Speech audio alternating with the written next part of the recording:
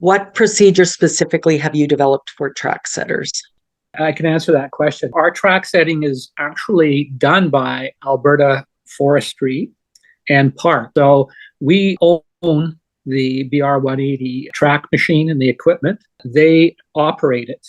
And so they are covered under their own policy. So they're not considered to be Berkey volunteers.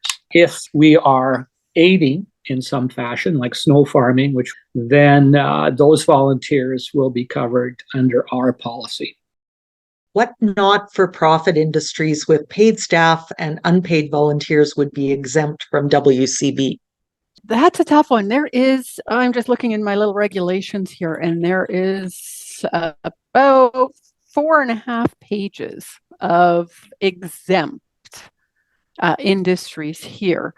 So churches potentially could be one for not-for-profit. Golf course. So if you're doing a golf event and that's all you do is declare golf events, to pick out the ones that would be specific not-for-profit is hard for me to do. But I do recommend that you go into the industry classifications. I believe when I was looking at ski hills, there is a component of ski hills that is, most of it is compulsory, but there is a small section that would be falling under exempt. That would be your best place to look. Sorry, I don't have more information on that one. Thanks, Deborah.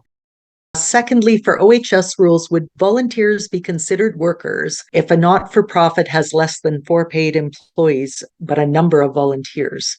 If you have volunteers, you should consider that they could be included, because there are some things that just apply to everything. And that would be like the responsibilities for the employer, who would be whoever is the main person at the OHS or at the nonprofit group. There are things, hazard assessment is pretty much mandatory for everybody.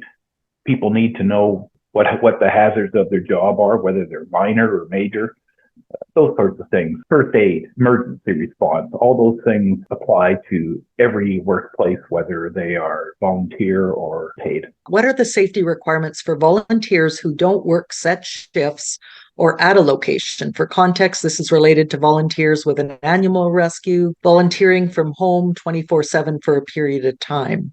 It would be the same things. Animal rescue, you have the hazard of encountering a distressed animal.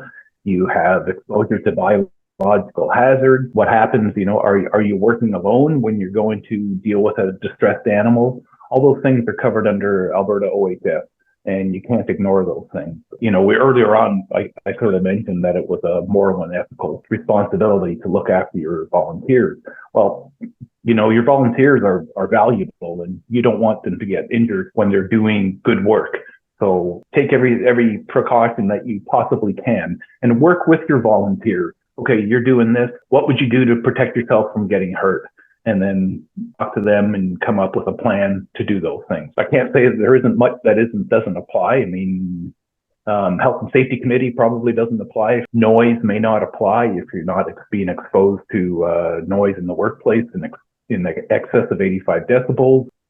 Hazard assessment, making sure that you kind of think a little bit as an employer, making sure that your employees are competent at what they're doing and that they have all the resources they need to work safely.